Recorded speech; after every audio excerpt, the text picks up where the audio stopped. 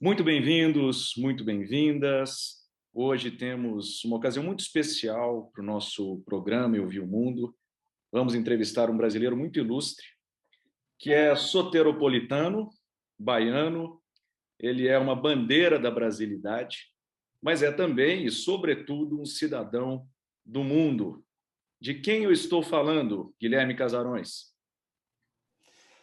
Davison, nosso convidado de hoje é administrador de empresas pela Federal da Bahia, mas é, sobretudo, um dos músicos brasileiros mais prestigiados nacional e internacionalmente. São mais de 50 álbuns lançados. E, acima disso, foi vereador pela cidade de Salvador entre 89 e 92 e ministro da Cultura do Brasil entre 2003 e 2008. Gilberto Passos Gil Moreira, muito obrigado por aceitar o nosso convite de conversar conosco aqui no programa Eu Vi o Mundo. Muito obrigado a vocês pelo convite. Enfim, um prazer enorme estar aqui com vocês. Espero que a gente possa conversar de uma forma produtiva. Gil, esse é um momento muito feliz para a gente também, é um prazer enorme. E eu queria começar fazendo uma pergunta lá da infância, voltando para o começo da sua vida. Você é filho de um médico, de uma professora, cresceu ali no pós-guerra, né, alfabetizado pela avó, e passou a infância na pequena Ituaçu, no sertão baiano. E Uhum, Guimarães Rosa já dizia que o sertão é o mundo, né? E você visitava sempre Salvador, que é uma cidade muito cosmopolita, e teve contato ali com as comunidades portuguesa, árabe, galega, né, que fazem parte desse, né, desse mosaico, né, que é a Bahia. uhum. É correto, Gil, imaginar que a sua visão de mundo ela se forja justamente nesse entrelugar entre o sertão e Salvador? Eu acho que sim.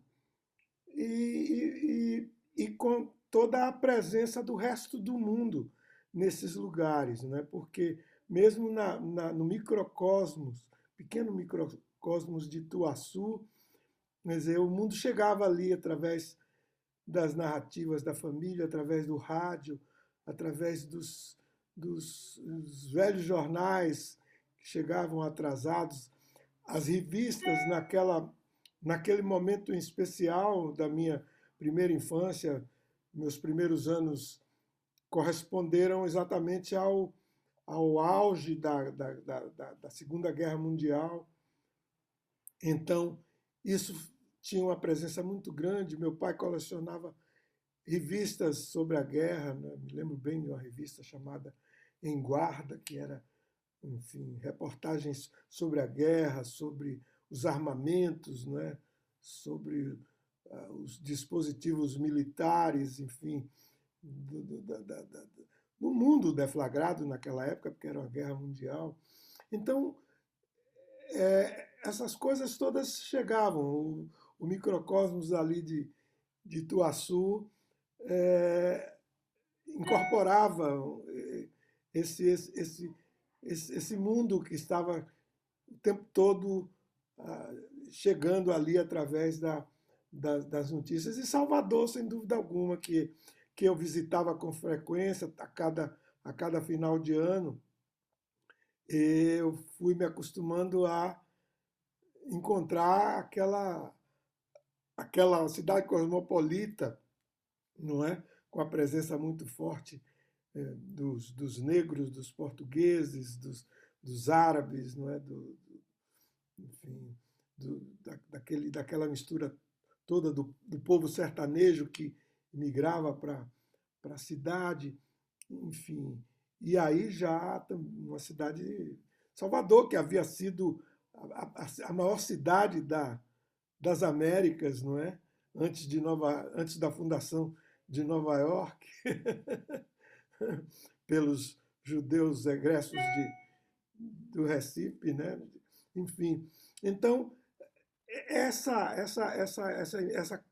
carga de dimensão histórica, né, dali do sertão, daquela pequena vila sertaneja e da cidade de Salvador, preenchiam essa presença do mundo na minha vida, no meu pequeno coração. Começava a colecionar as impressões sobre o mundo. Né? Gil, então o seu mundo vai se expandindo. O jovem adulto, Gilberto Gil, se muda para Salvador, ou se estabelece em Salvador, para fazer o seu curso de graduação na Universidade Federal da Bahia. Aliás, me parece um momento Mas particularmente rico, não é? antes eu já me estabeleço em Salvador para fazer o curso secundário, o ginásio, e porque em Ituaçu não havia, só havia escola primária. Minha mãe, aliás, era uma das professoras da escola primária em Ituaçu.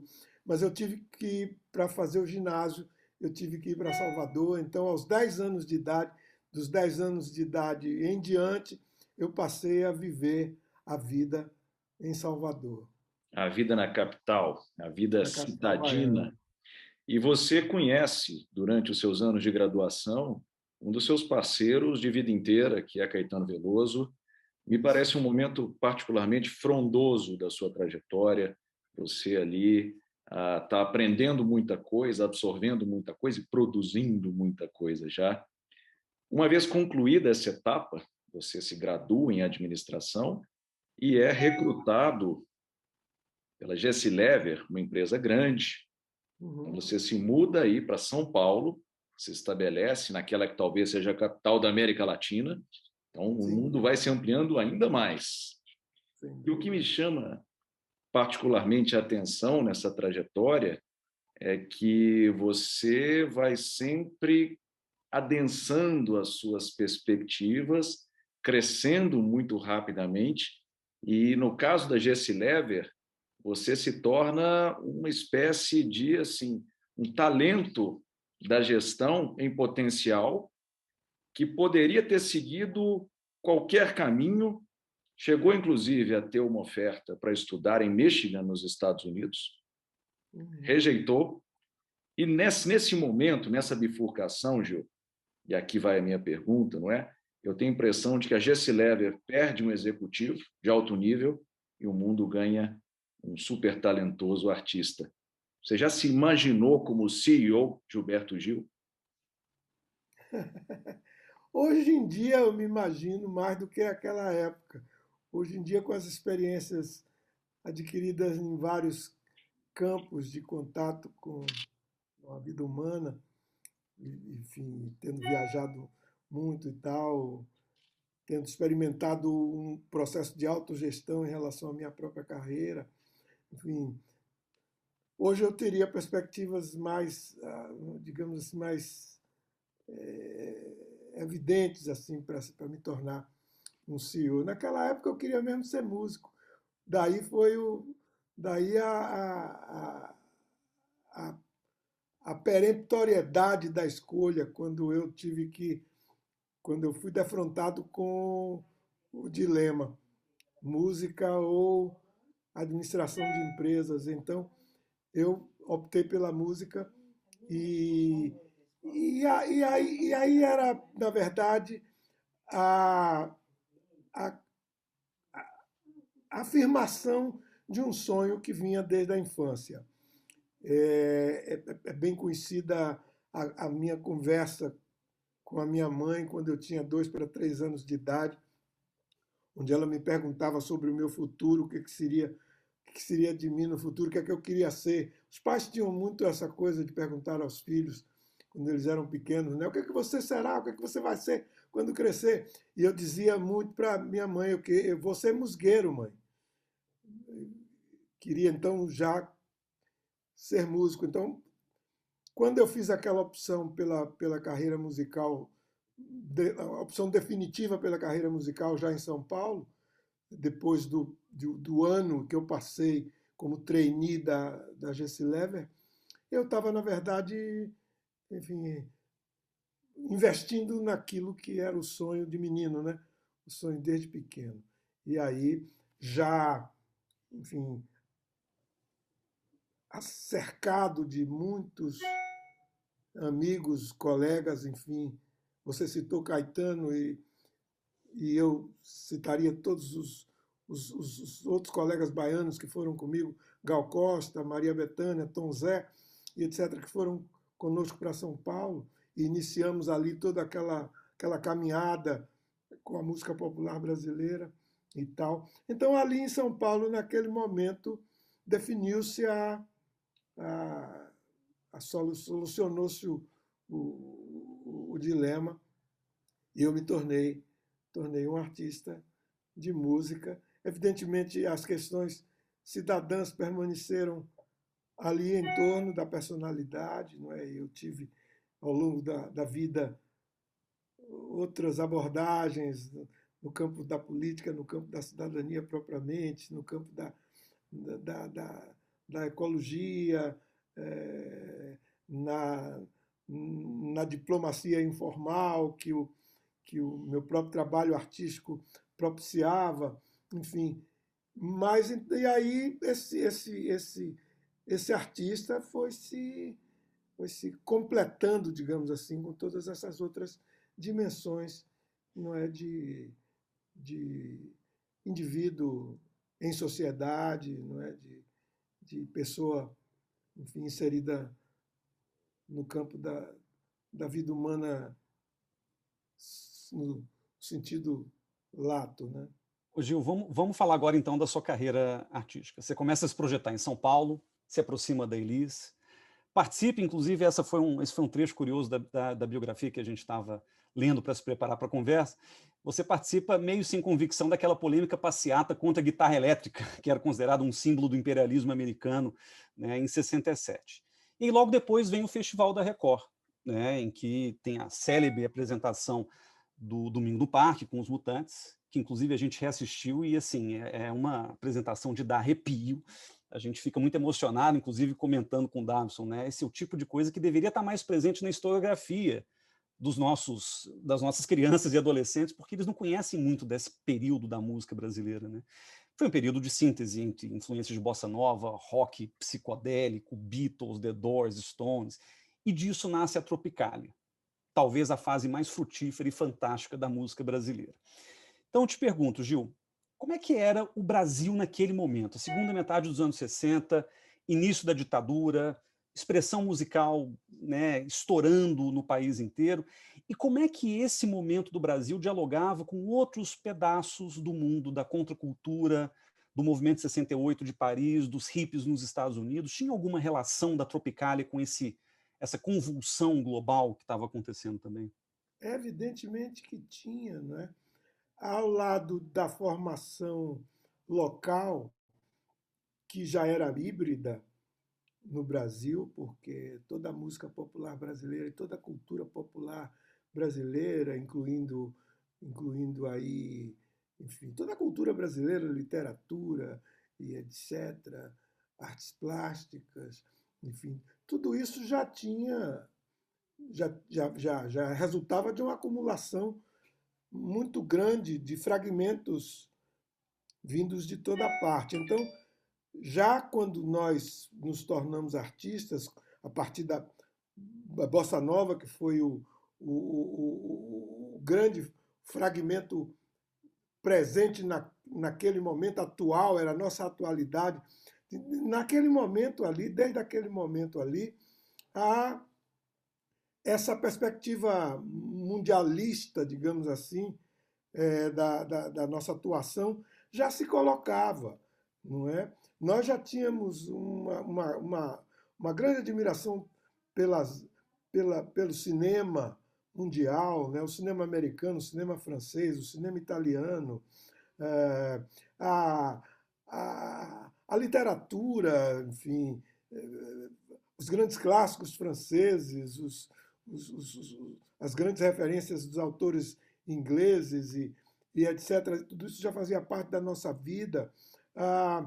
A bossa nova, de uma certa forma, injetava ainda mais interesse na ligação com os elementos formadores da música popular mundial. O jazz entrava nisso tudo com uma forma muito forte, aí com elementos já ligados à questão da formação da sociedade americana, da sociedade brasileira, com a contribuição muito forte dos negros, enfim, naquilo tudo.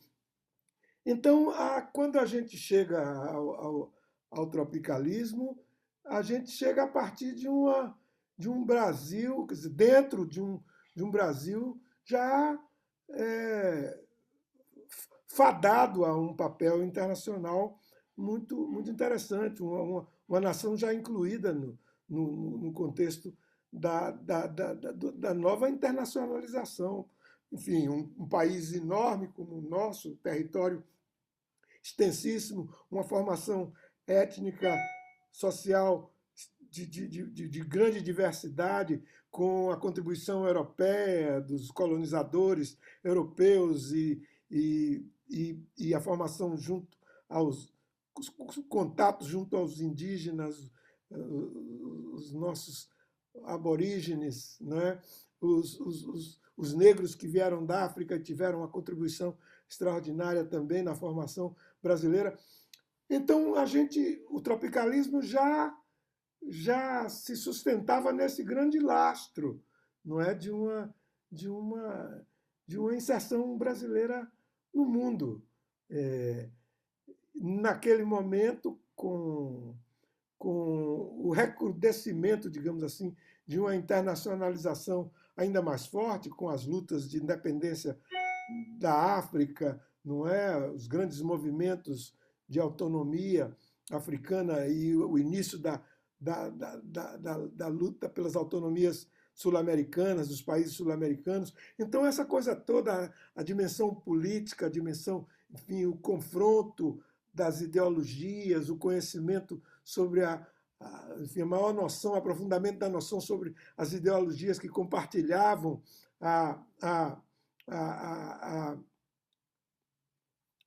enfim, a civilização, o processo civilizatório no mundo, tudo isso, a industrialização, a Revolução Industrial, a segunda fase da Revolução Industrial, não é, com o uso pleno da eletricidade, o início da eletrônica, não é, começando enfim, a proporcionar.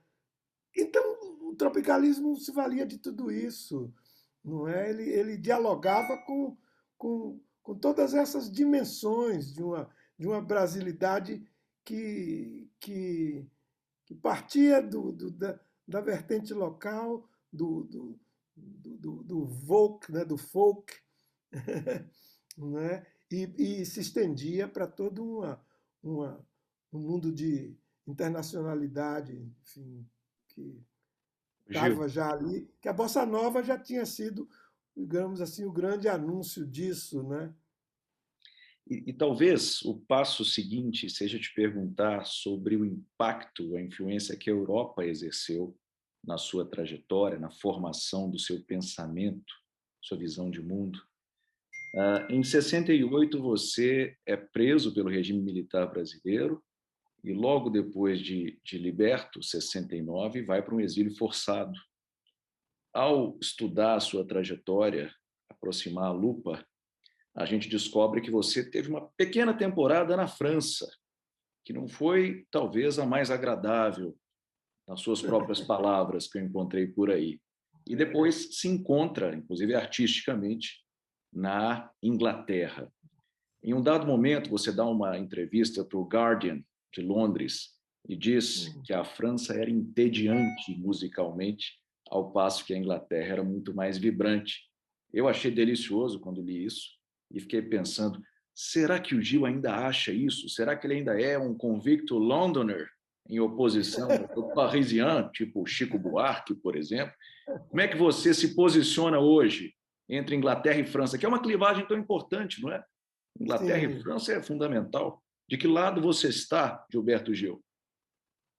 Olha, apesar do adornamento da vida francesa nos últimos tempos, quer dizer, a França é um país que entrou mais plenamente nessa melange, né, da vida internacional, enfim, não só a música, mas o cinema, já antes da própria música, e a literatura francesa, enfim, um lugar extraordinário no mundo. Mas naquele momento, a vanguarda, digamos assim, a locomotiva do trem mundial era o mundo anglo-saxão, né?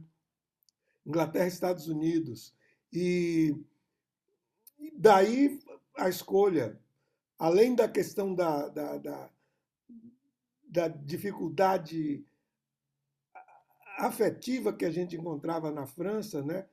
O francês, em geral, uma coisa que mudou também já muito de lá para cá, mas o francês, em geral, muito mal-humorado, com a dificuldade muito grande de lidar com os estrangeiros, uma certa inveja dos americanos que eles tinham, enfim, por terem eles, na verdade, tido um papel extraordinário na colonização, na divulgação da ideia de cultura pelo mundo, mas ao mesmo tempo terem sido sobrepujados pelos Estados Unidos no sentido pragmático, um país que se desenvolveu muito, muito mais profundamente do ponto de vista material e etc, etc, etc. Conquistou, na verdade, a coisa do mundo. Então, o mundo anglo-saxão era muito mais convidativo para alguém, digamos assim, mais afeiçoado a uma ideia de modernidade, a um dinamismo modernista mais evidente. E aí a escolha pela Inglaterra foi motivada por todas essas questões. Na verdade, era muito natural, era a terra dos Beatles e dos Rolling Stones. Não tinha Beatles e Rolling Stones na França. A gente foi para onde as cobras dormiam. Ô Gil, naquele momento, naquela virada dos 60 para os 70, Londres era o berço não só da civilização ocidental, o lugar mais cosmopolita do mundo, mas também o berço da música moderna, quer dizer, o rock moderno. O pessoal fala muito de Elvis, mas assim, as grandes mudanças paradigmáticas estão todas lá, né? E em Londres, você passa a ter contato com artistas do mundo inteiro e também com muitos brasileiros, né? De uma geração que estava no exílio, mas que estava também produzindo muito naquele momento. Faz shows pela Europa inteira, conhece a Escandinávia, né? Viaja muito, vai para os Estados Unidos, inclusive. E dentro disso tudo, Gil, a gente constatou que você se aproxima de um país em particular, seja por meio da música, do reggae, mas seja também pela dieta macrobiótica, que é a Jamaica, né? E a Jamaica ela passa a ter uma influência persistente na sua produção, né? Então, muitas influências, desde No Woman No Cry, Não Chores Mais lá atrás, até o Cai na Gandaia, que já é de 2001, em que você grava, né, parte do disco lá em Kingston. Então, o que a gente queria entender dentro disso é o seguinte: a Jamaica ela não é exatamente a América Latina tradicional. É uma nação afro-caribenha, né, uma coisa meio fora do lugar, de colonização britânica, que tem uma relação até muito pequena com o Brasil, pela via oficial. Mas para você, a Jamaica tem um sentido muito importante. Então, a nossa pergunta para você é, Gil, o que a Jamaica tem? A Jamaica tem essa,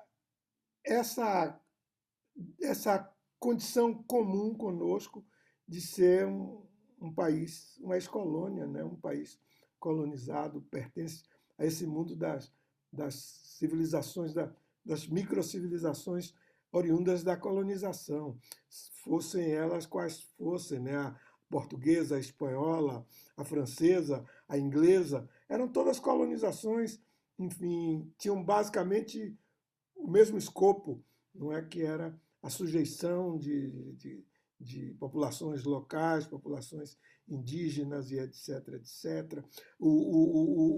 A importação da força de trabalho africana para a produção colonial, na cana-de-açúcar, tanto no Brasil, quanto na Jamaica, quanto em Cuba, quanto em todos esses outros lugares, enfim. Então, há um estatuto de comunidade, não é, unindo esses países todos, essas nacionalidades todas, Jamaica, Cuba, toda a América Central, toda a África, especialmente a partir das liberações, das libertações gradativas que foram acontecendo na África, com o surgimento de, enfim, dimensões repúblicas minimamente afirmadas no continente africano, da mesma maneira que o Brasil, da mesma maneira que, enfim, países da América Central. Então, eu acho que. E um dado fundamental, quer dizer, uma contribuição negra, uma contribuição da civilização africana muito forte nesses países diaspóricos, nesses países como o Brasil, como Cuba, como os da América Central, Porto Rico, Haiti. Haiti, uma história extraordinária, né, de vida colonial, a primeira revolução libertadora autogestada, não é? Enfim, apesar do desenlace trágico da história do Haiti, mas somos todos pertencentes a esse momento histórico. Não é? A Jamaica está inserida nisso tudo. E teve, no quadrante mais recente, um papel extraordinário que foi a música, foi a divulgação, a propagação da música do reggae pelo mundo, né? Que é uma música que se viabiliza a partir da música negra americana, que tinha uma influência muito grande ali em toda a região. Quer dizer, na verdade, juntas os elementos da ideia de uma África, de um renascimento africano, de uma África redimida e etc. A coisa toda do Rastafari, né? Da Etiópia, do rei Selassie, aquela coisa toda, tudo aquilo. E não esquecendo que essa novidade, essas novidades, enfim, pilotadas, digamos assim, pela nova música da Jamaica, interessaram a todo o mundo da diáspora negra. O reggae não entrou no Brasil não foi a força da colonização americana, por exemplo, que havia trazido já a música americana para o Brasil, a música de língua inglesa para o Brasil. Não foi por aí que a música jamaicana entrou no Brasil. A música jamaicana entrou no Brasil pela força da dimensão da negritude, pelo dado diaspórico, né, da força civilizatória da África. Então a Jamaica é tudo isso. A Jamaica é a pós-modernidade já nesse campo da grande África mundial, né, dessa África que migra para as Américas, migra parcialmente para a Europa, enfim, se republicaniza numa determinada medida, enfim, com os estados, com os novos estados africanos, não é? As grandes personagens que vão dar em alguém como Mandela, por exemplo, né? Leopoldo Senghor, depois Mandela, grandes figuras, enfim, ligadas a essa ideia da redenção, né, africana no mundo. Então, a Jamaica, como o próprio Brasil, né, se nutre de tudo isso. É um pequeno núcleo de população negra de formação mundialista, universal e etc. E é nesse sentido que a presença da Jamaica hoje é uma coisa afirmada culturalmente, especialmente pela música, no mundo todo, né? Eu adorei essa resposta e vou tentar continuar com a África, porque eu notei também, Gil, que no fim dos anos 70 você faz uma viagem célebre para Lagos, e da qual resultou um álbum importante, o Refavela. Nos anos 80 também, os seus engajamentos com o continente ancestral vão aumentando. Você grava também uma canção que é a oração pela liberdade da África do Sul, em 85, salvo engano.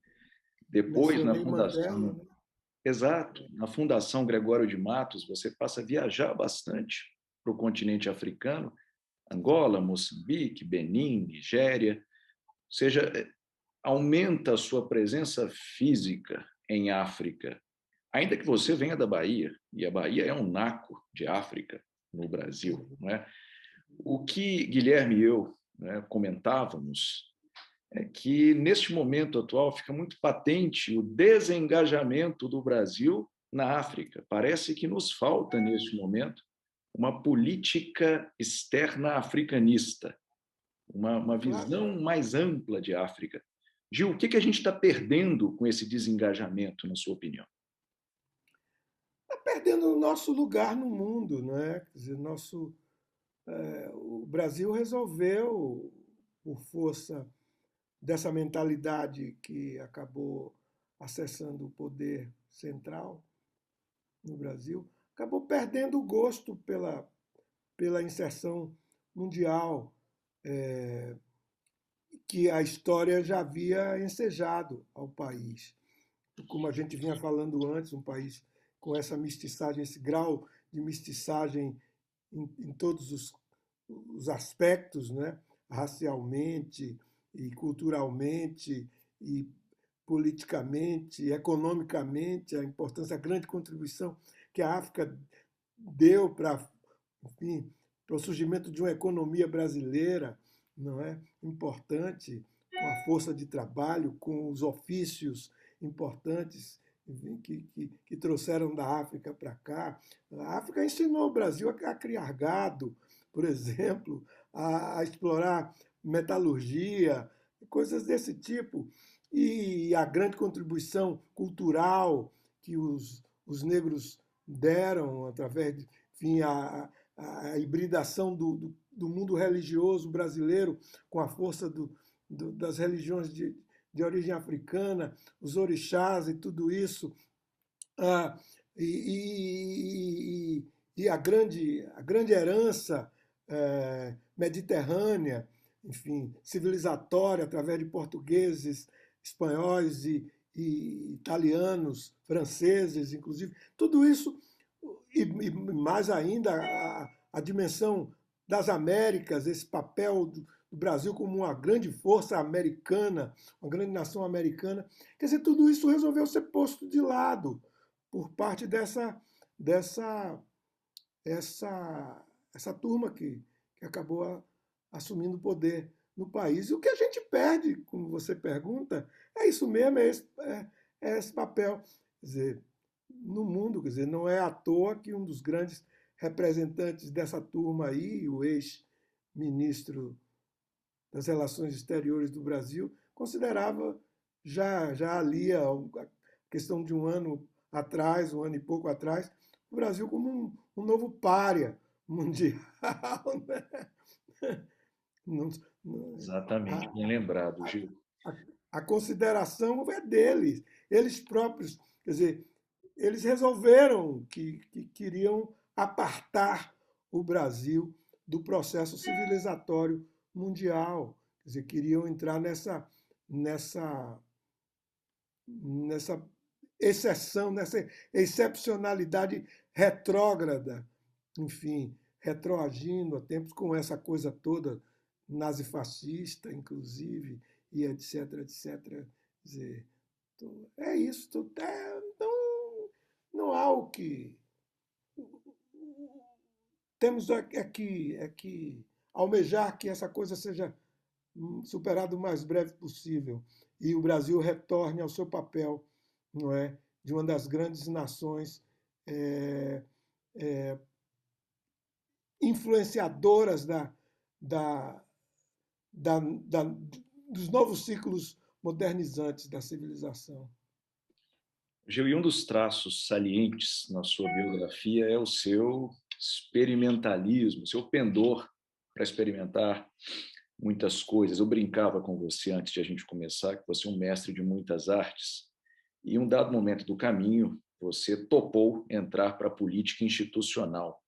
Chegou a ser vereador na Câmara de Salvador entre 89 e 92, que é também um período muito interessante, que é Nova República, fim de Guerra Fria, temática ambiental emergindo, e você muito ativo nessa militância ambiental.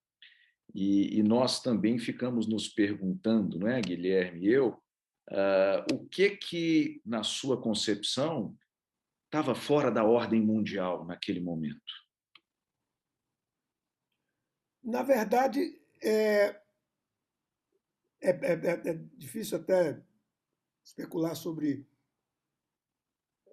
quais as questões determinavam estar fora da ordem mundial. Mas, na verdade, aquele momento é um momento de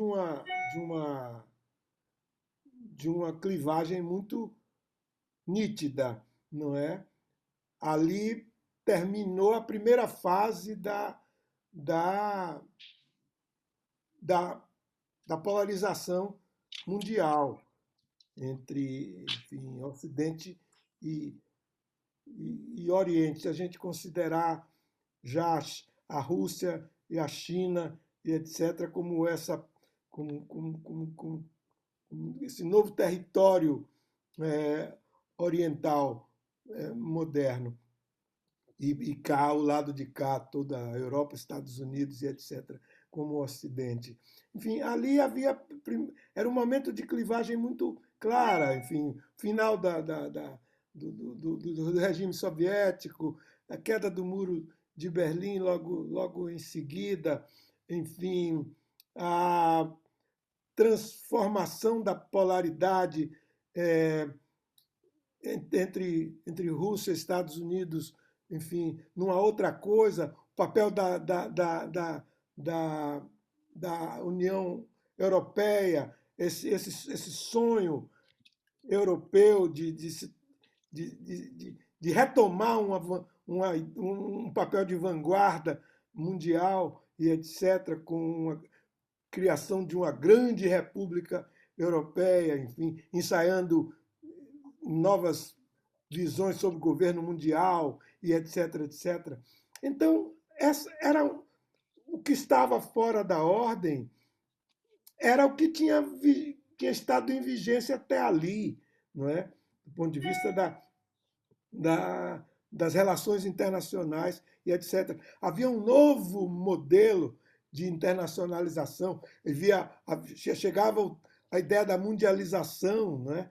A chamada globalização, chegava a ideia da ecologia, como a bomba atômica havia sido o primeiro momento de consciência, digamos assim, de uma responsabilidade mundial em relação à nossa vida, ao nosso futuro, enfim. E a ecologia, com todos os problemas que foram se acumulando ali em torno da metade do século passado para cá, enfim, havia também provocado essa nova consciência, essa nova consciência internacionalista mundial, uma consciência mundial, enfim, que havia. Então, a nova ordem mundial, ainda que ela não pudesse ser efetivada imediatamente, mas a sua conceituação começava ali um mundo pós-moderno, não é? Uma pós-modernidade que dava nessas novas relações internacionais, novo papel da Europa, novo papel das potências nucleares, novo papel de países periféricos como o Brasil, enfim, emancipação, ainda que parcial, fragmentária dos países africanos. Essa era uma nova ordem, com influências extraordinárias da ciência e da tecnologia, não é? Com as descobertas no campo enfim, chegavam as novidades com a cibernética, com a nanociência, a nanotecnologia, com essas coisas todas.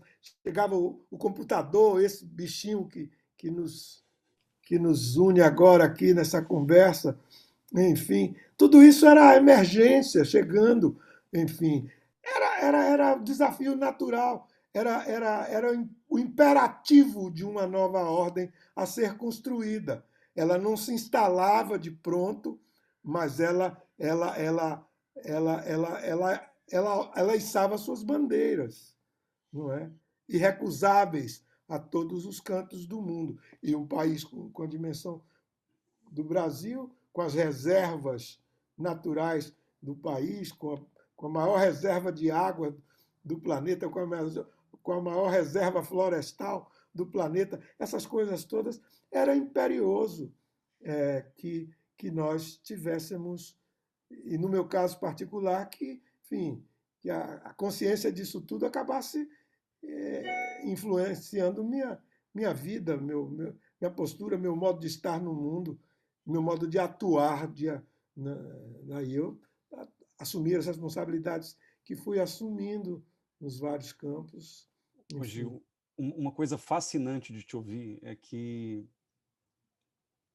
ao contrário de outras pessoas com quem a gente conversou, que viveram essa história, às vezes passivamente, a gente era muito pequeno quando as coisas aconteceram, mas a gente ouve de pessoas contando um pouco e relatando essa virada da Guerra Fria. Mas você foi protagonista, né, Gil? Acho que essa é a diferença fundamental que torna o papo tão fascinante, porque você estava na linha de frente. Por exemplo, falando de ecologia, né? Você foi uma das primeiras personalidades públicas do Brasil que hasteou a bandeira da defesa do meio ambiente, quando ainda falávamos em ecologia, né? Esse é um termo hoje meio em desuso, mas na época ele estava ali no auge, né? Justamente na sua atuação como vereador de Salvador. E poucos anos depois, você foi cotado para assumir o Ministério do Meio Ambiente do governo Fernando Henrique, coisa que não se concretiza, e aceita, algum tempo depois, o convite para ser ministro da Cultura do governo Lula, período aí de 2003 e 2008, em que você passa à frente da pasta. E foram cenas memoráveis que a gente viu durante essa passagem pelo Ministério da Cultura, hoje rebaixado, infelizmente, mas quem não se lembra, né, daquela cena de você tocando com o Kofi Annan na Assembleia Geral das Nações Unidas, né, justamente o tributo aos mortos do atentado contra o Sérgio Vieira de Mello, em Bagdá, aquele momento, um momento de celebração, né, que estava ali mostrando até o poder do Brasil.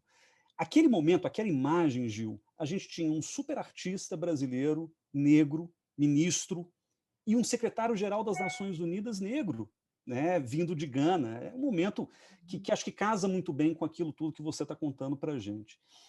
E a gente nunca viu aquilo antes, infelizmente, nem depois. Recentemente, eu inclusive li uma matéria de um jornalista no Globo, Léo Aversa, que ele diz o seguinte: já fomos mais felizes, em que ele fazia exatamente referência a esse momento da ONU, né, da celebração que a gente se lembra com tanto carinho. Então, o que eu queria saber de você, Gil, é o que esse período da sua passagem pelo Ministério da Cultura, do momento em que o Brasil se alça à condição de potência emergente, o que aquilo representou para nós, como sociedade, e para o mundo? Será que aquela promessa de um mundo melhor, mais plural, mais miscigenado, com o Brasil na proa, se perdeu depois dessa passagem, dessa fase? Até certo ponto, sim, eu acho. Tanto é que temos falado aqui nessa nossa conversa da necessidade de retomada, de recuperação, não é? De reincorporação da dimensão brasileira no tamanho do seu significado no mundo, no tamanho, na dimensão mundial. Quer dizer, toda aquela coisa, esse episódio, por exemplo, de um artista brasileiro investido de poderes representativos do Estado brasileiro, como ministro da Cultura, junto ao secretário-geral da ONU, ali naquele momento, enfim, protagonizando uma diplomacia criativa efetivamente evidenciada ali, quer dizer, um novo modelo, né, de estabelecer, enfim, a conversa no campo internacional e etc. Quer dizer, tudo isso e os ganhos, a grande expectativa que o Brasil criou como uma nova república e etc. no mundo, quer dizer, tudo isso se perdeu de uma certa maneira, e não só por problemas especificamente brasileiros. Você teve esse retrocesso brutal num país como os Estados Unidos, não é?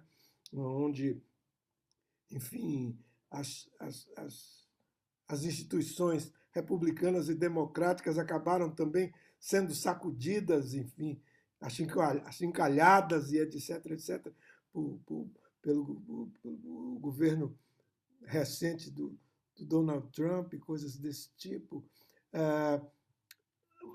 O que a gente pode dizer? Tudo que a gente pode almejar que o Brasil se reinsira, né? Se reengaje nesse processo internacional. Enfim, ajudando, inclusive, a superar uma onda conservadora e etc., que vem se insinuando aqui e ali. Já falei dos Estados Unidos, você pode citar a Europa, na Ásia também focos dessa coisa, enfim, desse revisionismo conservador. Enfim, a gente tem que... A minha esperança é de que já tenhamos ido muito adiante nessa libertação da sociedade humana pela ciência, pela tecnologia, pelo domínio das novas formas de entender a natureza, não é? E de se associar irmãmente a ela para a exploração das riquezas potenciais que a vida humana oferece junto enfim, à natureza e à exploração do universo que está aí à nossa frente, que está aí como perspectiva, está no nosso horizonte.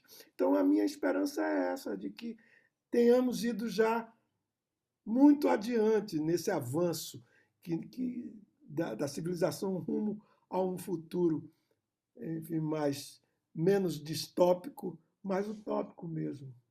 Ô Gil, deixa eu pegar esse gancho da tecnologia e te fazer uma pergunta ainda sobre a sua gestão como ministro da Cultura. Uma das pautas mais quentes durante a sua passagem pelo Ministério foi a questão dos direitos autorais na era digital. A gente está diante de um artista digital, de um artista conectado desde os primórdios. Você foi o primeiro artista brasileiro a fazer um show em live streaming, lá em 97, né, nos primórdios da internet. No seu aniversário de 70 anos, em 2012, a gente teve a transmissão integral pelo YouTube. E é justamente esse artista hiperconectado, que é Gilberto Gil, que traz aí um debate importante na passagem pelo Ministério sobre novas definições sobre propriedade intelectual. Você foi responsável pela implementação da política dos Creative Commons no Brasil, a questão da produção musical, conexões e influências globais que a internet possibilita de alguma forma, inclusive esse nosso diálogo aqui. Então, eu queria fazer uma pergunta mais pontual. Aí depois o Davison volta para ampliar de novo a figura. Faz sentido hoje, dada essa interconexão digital, falar em música nacional num mundo globalizado como esse? Os artistas hoje são nacionais ou eles são globais, por excelência? Eu acredito que os dois conceitos continuam em diálogo, no sentido de que eles continuam tendo seus papéis próprios. Acho que a localidade, a ideia do local, continua importante em muitos sentidos, mas a ideia do global também vai criando seu espaço. Eu acho que a exploração do futuro vem de um encontro entre essas duas dimensões. Enfim, então o artista hoje em dia, você pega um artista como a Anitta, por exemplo, que é uma menina brasileira daqui do Rio, enfim, primeiro momento de despertar dela para a questão da música veio com a bossa nova, quando ela era menininha ainda, a bossa nova começava a ter um papel, depois ela tomou conhecimento da importância do movimento do rock, isso, aquilo outro, o reggae, tudo isso. Ela foi, enfim, ela foi sendo abraçada por esse mundo internacional. E eu estou dando ela como exemplo. ela é exemplo de todo um modo de ser, de grandes, de toda essa geração nova que está aí no Brasil e, não, e em outros lugares do mundo, participando dessa, dessa,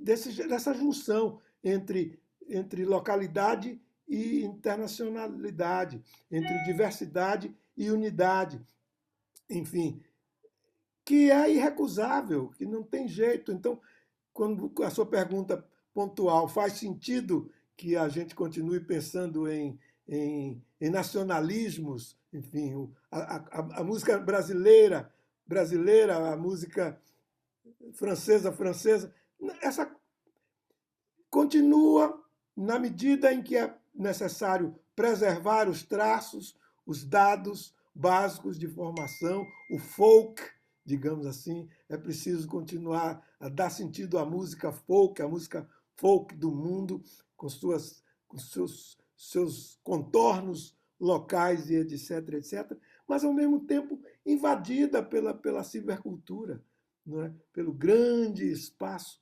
criado por essa nuvem, a grande, navegamos todos numa grande nuvem mundial, quer dizer, que diz respeito à música, ao cinema, à literatura, à televisão, aos modos aos meios de comunicação de um modo geral, enfim, a nova ideia de imprensa, a nova ideia de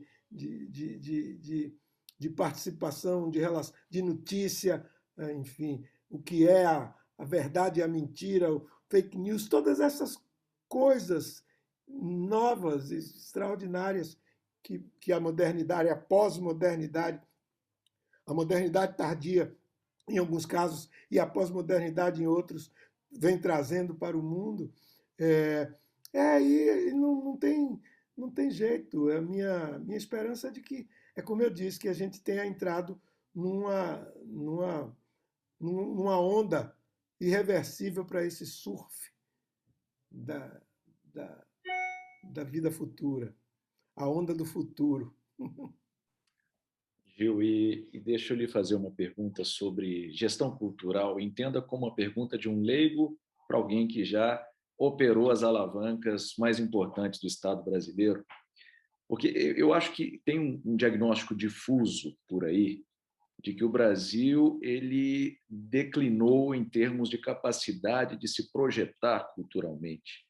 Há até alguns medidores de soft power mostrando que o Brasil é hoje talvez um país menos admirado internacionalmente, não é menos gostável do que costumava ser algum tempo atrás. E isso tem implicações, imagino eu, para a própria economia da cultura. O Brasil deixa de ser esse exportador de commodities culturais, por assim dizer, não é? Referência de estética, de artes, de futebol, de carnaval, e todos perdemos com isso. Então, a pergunta é singela, Gil: isso é reversível? Quanto tempo a gente vai levar para recuperar esse Brasil histórico e voltar a ser um país querido globalmente? Eu acho que vai depender da superação interna, no nosso plano aqui, dessa visão retrógrada que acabou assolando o Estado e as relações entre o Estado e a sociedade no Brasil, mas não só no Brasil, no mundo também. Eu acho que a gente tem que retomar um leito de fruição da vida contemporânea, da contemporaneização da vida, a partir de uma superação dessa dificuldade, dessa coisa retrógrada que nós temos no Brasil e em muitas partes do mundo. Na verdade, como a sua frase, nós perdemos a autoadmiração e o mundo também perdeu a admiração pelo Brasil, mas o mundo perdeu a admiração por si próprio, né? Pelo mundo. Nós hoje carecemos de uma de uma alegria de viver no mundo inteiro, de, uma, de um desejo auspicioso de renovação da vida mundial no planeta inteiro. Enfim, eu acho que vai depender de superarmos aqui e no mundo esse momento de retrocesso que a gente está vivendo. Eu acho que, de novo, eu acho que a ciência já foi longe o bastante, enfim, a compreensão conceitual sobre o papel do homem no universo e essas coisas todas já foram muito adiante para que a gente possa se contentar com uma estagnação no retrocesso. Não acredito nessa estagnação.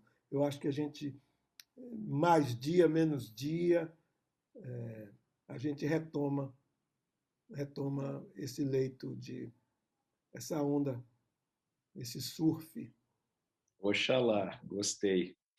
Gil, global. já agradecendo por essa hora fabulosa na sua companhia, que eu já reputo histórica, assim, uma conversa realmente extraordinária. Eu queria compartilhar com você um achado da nossa pesquisa, a sua fortuna crítica, não é? A gente vasculhou muita coisa e nós nos demos Estou conta. vendo. Estou vendo que vocês Temos o dever de casa. fizeram uma longa leitura. Muitas semanas. E descobrimos um negócio interessante, que é o seguinte: na sua obra musical, entre as 15 palavras que você mais empregou, constam a palavra eu, o verbo ver e o substantivo mundo. O nome deste canal e deste programa é Eu Vi o Mundo. Ou seja, o Pronto. encaixe parece perfeito, muito apropriado. Você viu o mundo decididamente, você cantou o mundo. E a nossa pergunta final, para encerrar essa conversa, é: o que mais te encantou neste mundo? Qual lugar, qual a experiência que você viveu nesses anos todos de estrada? E o que você ainda quer conhecer no seu tempo de vida? É eu, difícil de extirpar do centro da memória mesmo os primeiros instantes, não é? Ali na vida em Ituaçu e em Salvador, aqueles 10 primeiros anos de vida onde o mundo tomou conta de mim, o mundo me assaltou com sua dimensão gigante e me jogou e como uma espécie de imã poderoso me atraiu para ele e me disse lá em Tuaçu, vá lá para além daquelas serras ali e vá andar pelo resto do mundo, vá para lá. Então eu tenho andado, como você disse, tenho andado pelo mundo e tenho feito, na medida do possível, uma contribuição para que se aprimore a visão desse mundo. Meu desejo aos quase 80 anos de idade é que eu continue, assim, dedicando as, os resíduos energéticos que ainda, enfim, estão depositados na minha pessoa, enfim, para que a gente continue fazendo as coisas. Eu quero continuar fazendo música, que é o ofício principal. Quero continuar, enfim, propagando essa ideia da, da amorabilidade, né? Que é uma habilidade para o amor, né? Estamos nos tornar cada vez mais hábeis nesse cultivo dessa dimensão extraordinária que é o amor. Enfim, é isso. É, ao lado dos filhos, ao lado dos netos, ao lado dos amigos, dos mais próximos e dos mais distantes, enfim, entendendo a importância da oração, enfim, como a busca, o respeito pela dimensão da totalidade e